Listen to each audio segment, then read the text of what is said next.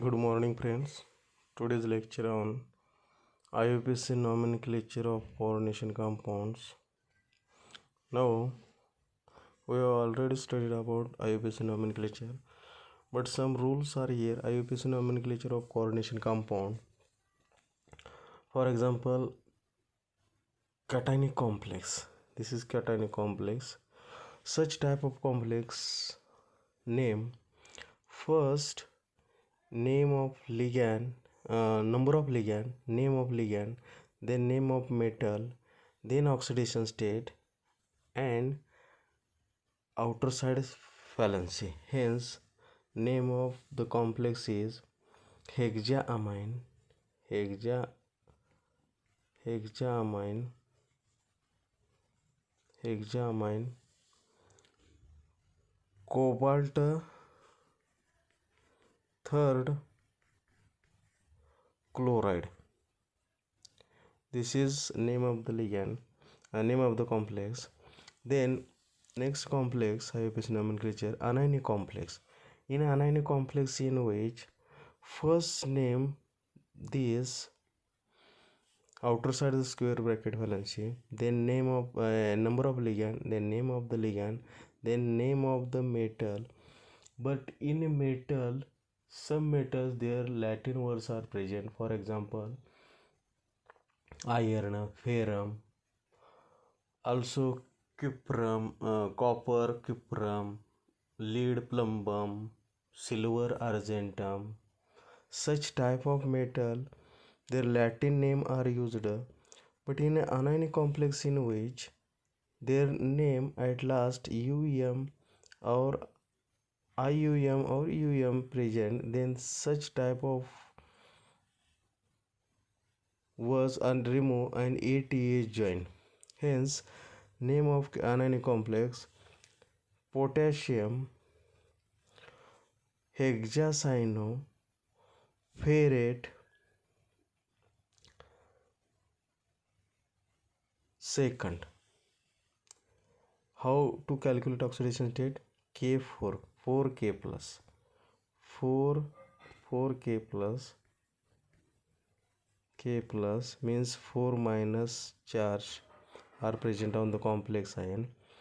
Each cyanide contains minus 6, hence this plus this it gives minus 4, means plus 2 minus 6 minus 4. Then next third complex, name of the IUPAC nomenclature, neutral complexes in which number of ligands are present. For example, negative ligand, neutral ligand. First name neutral, then first name negative, then neutral, then name of metal ion. Their rule is like as cationic complex. Not AT is joining in such type of complex in anionic as neutral and cationic complex. Now name becomes trichloro, triamine, cobalt third, outer side square valency is absent, hence stop. How to calculate oxidation state? -3 ammonia 0, this is +3 0 -3 is equal to 0. Then next, oxidation state.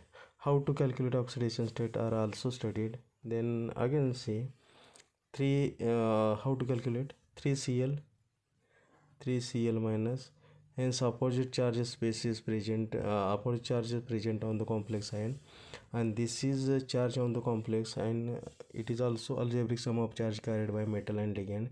Hence ammonia 0 plus 3 0 is equal to +3. This is oxidation state. Then name of the ligands. Name of ligand, for example, water are called as aqua in coordination chemistry in IUPAC nomenclature. Ammonia, amine, CO, carbonyl, Cl minus chloro, F minus fluoro, H minus hydroxo. Also, another examples. There is different types of examples. ethylene diamine, triphenylphosphine, water aqua amine, nitrosyl carbonyl, oxalato carbonate, thiocyanate, azido, imido, chlorito, and also such type of example chloro, Br minus are also called as bromo, iodo. Now here are also present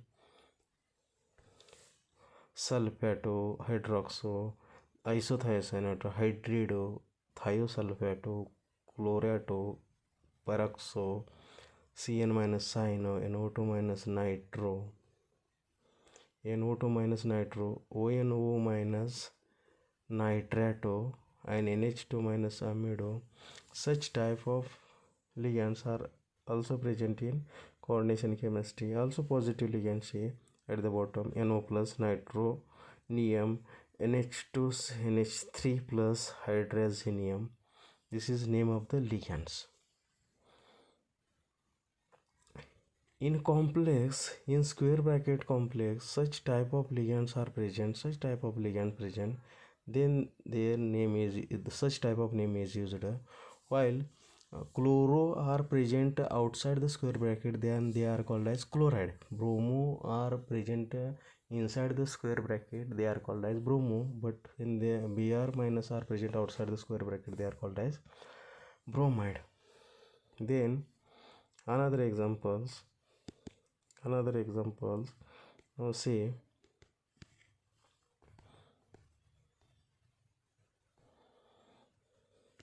another examples,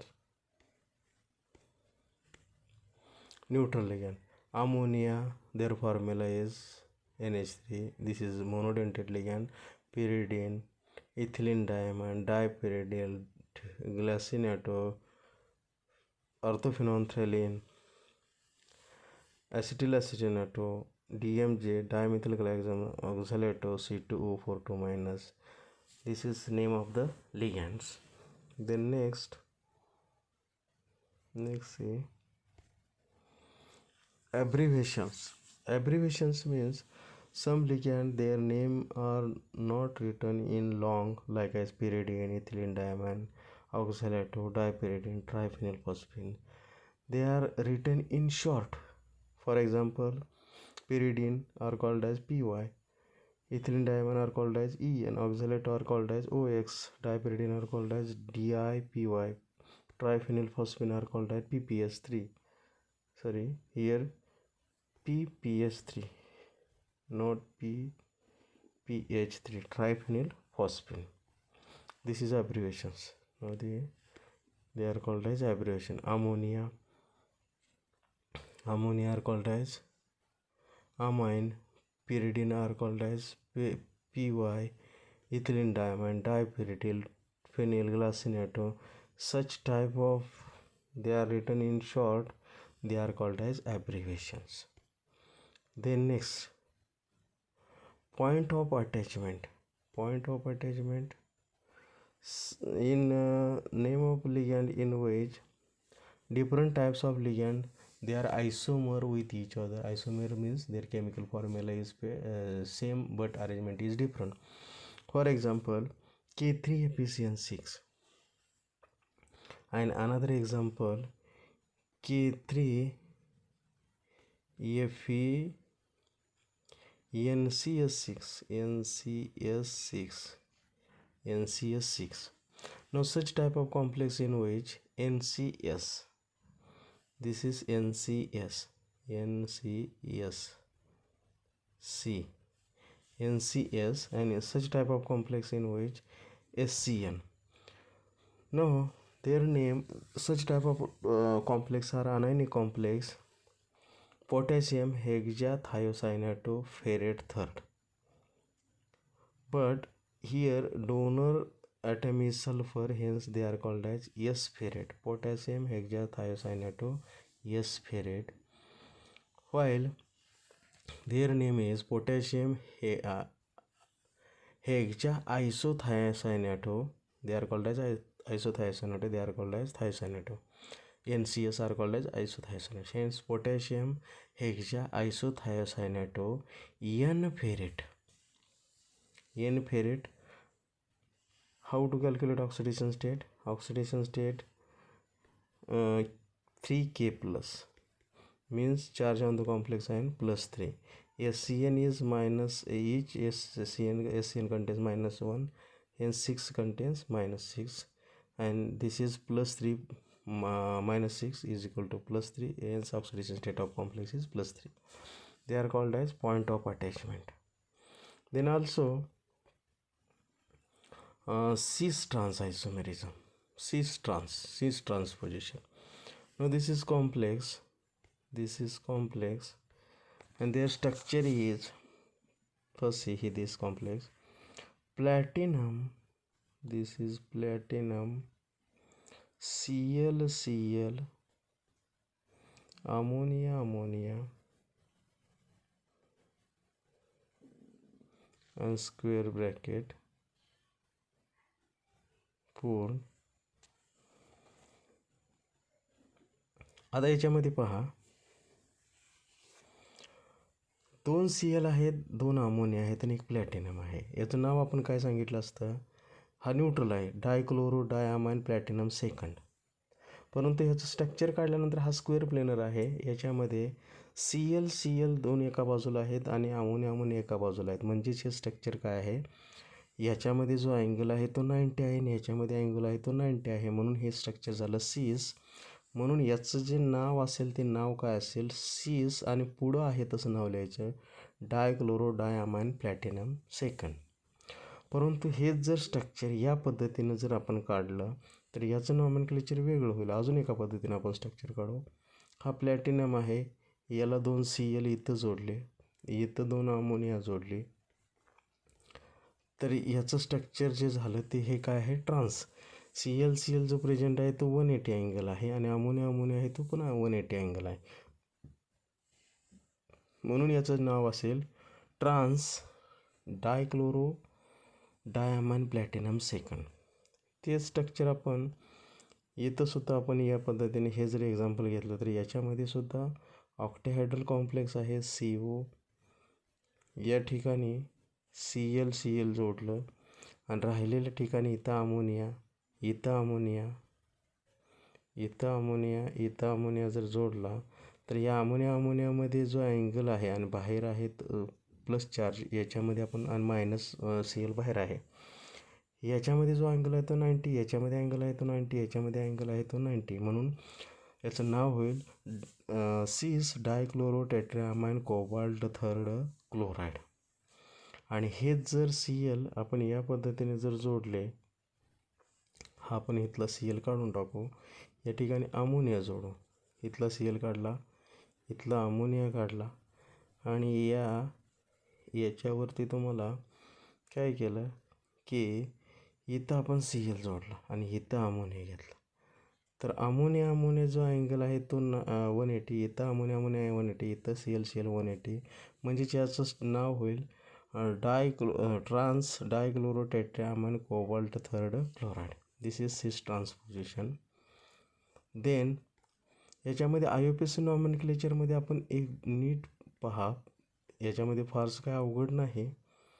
IUPAC nomenclature बघत असताना आपल्याला याच्यामध्ये कॅटायनिक complex, anionic complex आणि neutral complex याच्यासाठी बघायचं आहे. तर हे कॉम्प्लेक्स पहिल्यांदा जर कॅटायनिक बघितलं, कॅटायनिक म्हणजे त्याच्यावरती चार्ज पॉझिटिव्ह असतो. हे 3 Cl काढले, 3 Cl मायनस आहेत, म्हणजे त्या स्क्वेअर ब्रॅकेटवरती 3 प्लस होते, म्हणून याला कॅटायनिक म्हणायचं.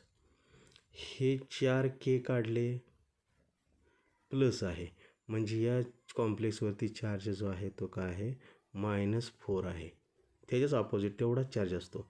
हे 4 प्लस घेतलं की ह्याच्यावरती 4 मायनस, इथं 3 प्लस, इथं 3 Cl मायनस आहेत म्हणून 3 Cl मायनस. आता काही कॉम्प्लेक्सेसवरती इकडं व्हॅलन्सीच नाही, म्हणजे इकडेही काही नाही आणि इकडेही काही नाही. अशा वेळी त्याच्यावरती चार्ज काय करायचा, 0 करायचं, 0 आहे असं कन्सिडर करायचं, आणि त्याला आपण न्यूट्रल कॉम्प्लेक्स म्हणतो. तर हा जो कॅटायनिक कॉम्प्लेक्स आहे त्याचं नाव कसं असेल? सगळ्यात महत्त्वाचं या ठिकाणी ऑक्सिडेशन स्टेट कसं काढायचं हे महत्त्वाचं आहे. ऑक्सिडेशन स्टेट कसं काढायचं? हा कॉम्प्लेक्स आहे, याचं ऑक्सिडेशन स्टेट काढणार आहे. ऑक्सिडेशन स्टेट जर समजलं तर सगळे कोऑर्डिनेशन केमिस्ट्री तुमच्या लक्षात येईल. हा 3 Cl आहेत, 3 Cl. ते आता मी जे लिगॅंडची लिस्ट दिली होती ती लिस्ट आपली पाठवायची. 3 Cl मायनस आहेत, तेवढा चार्ज त्याच्या ऑपोजिट. 3 मायनस म्हणजे त्याची चार्ज काय असणार आहे? प्लस असणार आहे. ते 0 झालं पाहिजे. +3 -3 0 झालं पाहिजे, म्हणून जे ऑपोजिट घ्यायचा. +3 आहे. अमोनियावरती चार्ज असतो का? नसतो. मग याचा काय आहे? 0. 6 अमोनियाचा 0. या दोन्हीची बेरीज असते ती.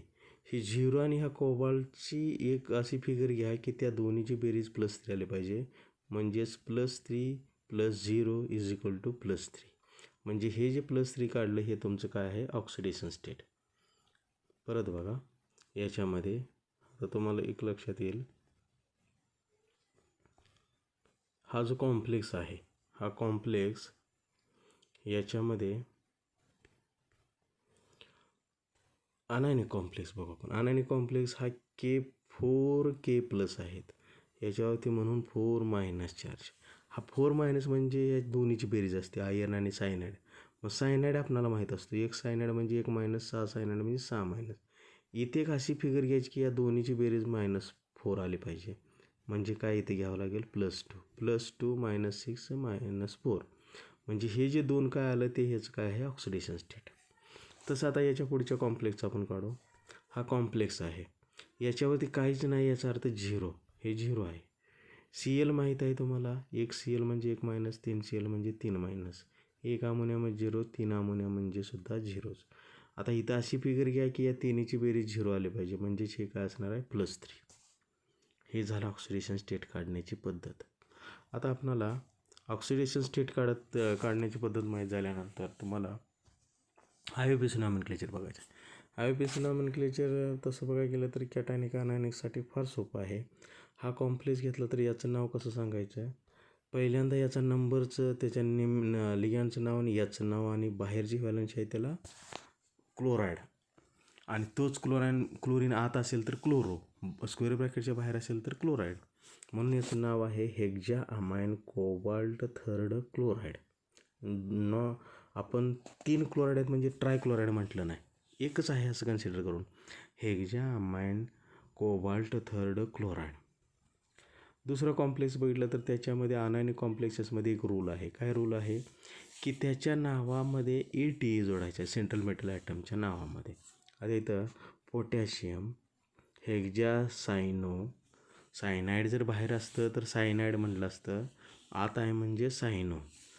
पोटॅशियम पहिल्यांदा ह्याचं नाव सांगायचं, नंतर हेक्झासायनो. आता हे जे आयर्न आहे, या आयर्नसारखे काही मेटल आहेत, त्यांचं नाव हे लॅटिन आहेत. आयर्न, लीड, सिल्वर, कॉपर, यांची जी नावं आहेत हे नावं कशी आहेत? लॅटिन वर्ड आहेत. For example iron ferrum, lead plumbum, हे जी सिल्वर आपण म्हणतो त्याला अर्जेंटम, कॉपरचं आहे ते क्युप्रम. तसं या पद्धतीनं आपण जर किंवा अजून एक मेटल आहे ह्याच्यामध्ये AU गोल्ड माहीत आहे तुम्हाला, त्याचं नाव आहे आरम. हे जर अनायनिकमध्ये असेल तर हे लॅटिन, आता जे मी नावं सांगितली ते नावं घ्यायची आहेत अनायनिकमध्येच फक्त.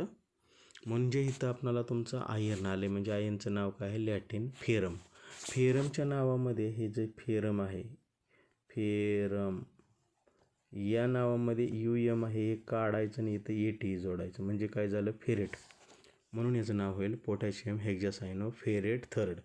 थर्ड काय आहे? ऑक्सिडेशन स्टेट, रोमन फिगरमध्ये लिहायचं. आणि लास्ट अनायनिक कॉम्प्लेक्स आहे. हे अनायनिक कॉम्प्लेक्सेसमध्ये 0 चार्ज आहे. याच्यामध्ये एकापेक्षा जास्त लिगॅंड असतील तर पहिल्यांदा निगेटिव्हचं नाव सांगायचं, नंतर न्यूट्रलचं नाव सांगायचं. आपण सुरुवात करू. आणि हे याचा रोल आहे तो कॅटायनिकसारखाच आहे, ट्रायक्लोरो, ट्रायअमाइन, कोबाल्ट थर्ड.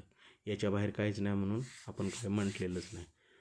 हे झालं IUPAC नॉमेनक्लेचर.